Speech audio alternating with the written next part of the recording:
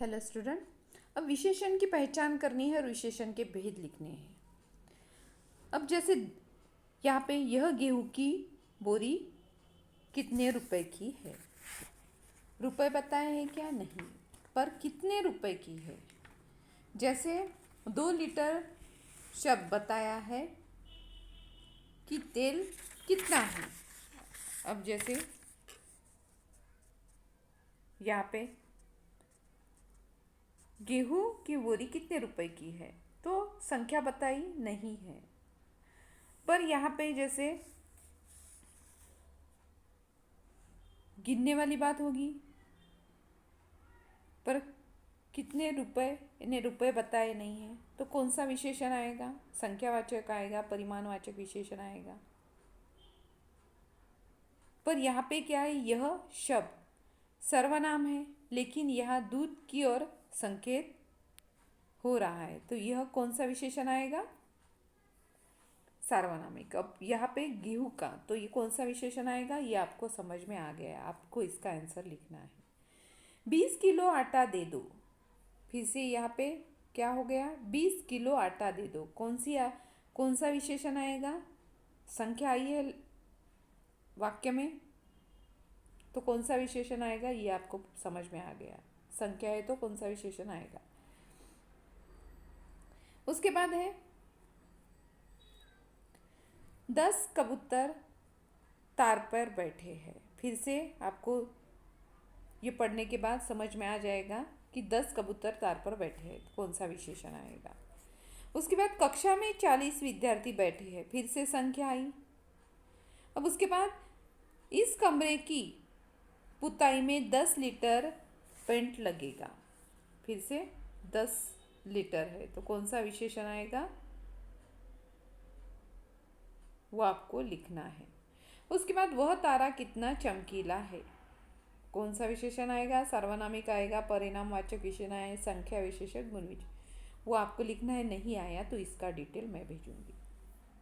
उसके बाद है लिंग है, स्त्रीलिंग है, पुल्लिंग है, वो पहचानना है।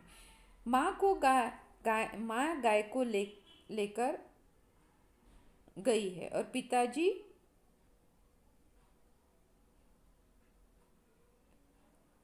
मालिक की चौपाल पर लेने जैसे होंगे। आप जानते हैं, लेकिन हिंदी भाषा में 2 ही लिंग रहते हैं, स्त्रीलिंग और पुल्लिंग। ऊपर दिए गए वाक्य में लाल छपे गए शब्द क्या है? स्त्रीलिंग। और जो हरे शब्द है वो क्या है? छपे हुए वो पुल्लिंग है। अब नीचे दिए गए वाक्यों में जो मोटे शब्द है वो इसका लिंग बताना है। क्या तुम चोर हो, इसका लिंग स्त्रीलिंग आएगा कि पुल्लिंग आएगा? कौन सा लिंग आएगा? पुल्लिंग। ऐसी ही चीज़ें आपको उसके आंसर लिखने हैं। तुम तो बड़ी चतुर लड़की हो। फिर से लिंग में परिवर्तन हो गया। तुम्हारा नाम क्या है, ये क्या आएगा? तुम्हारा नाम क्या है। फिर से इसमें लिंग परिवर्तन हो गया है। लगान क्या होता है। फिर से यहाँ पे तुम्हारा नाम क्या है, लगान क्या होता है। माँ से कह देना कि जो अमीन साहब आए थे। फिर से यहाँ पे परिवर्तन हो गया। अमीन एक टूटी फूटी झोपड़ी में प्रवेश करता है। फिर से यहाँ पे लिंग परिवर्तन हो गया।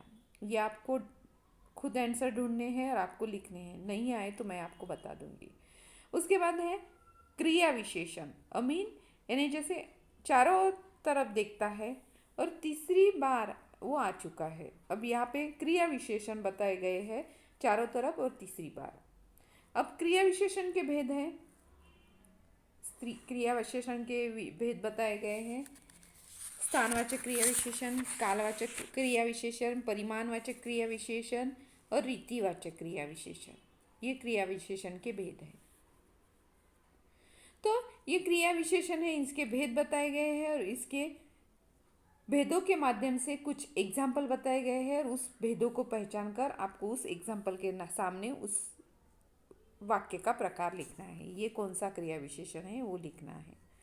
तो जैसे यहाँ पे ये बताया है कौन कौन सी विशेषण हैं और उस विशेषण को कैसे ढूंढा जाता है। जब हम ये पढ़ेंगे तो आपको समझ में आ जाएगा इसे कैसे ढूंढना है।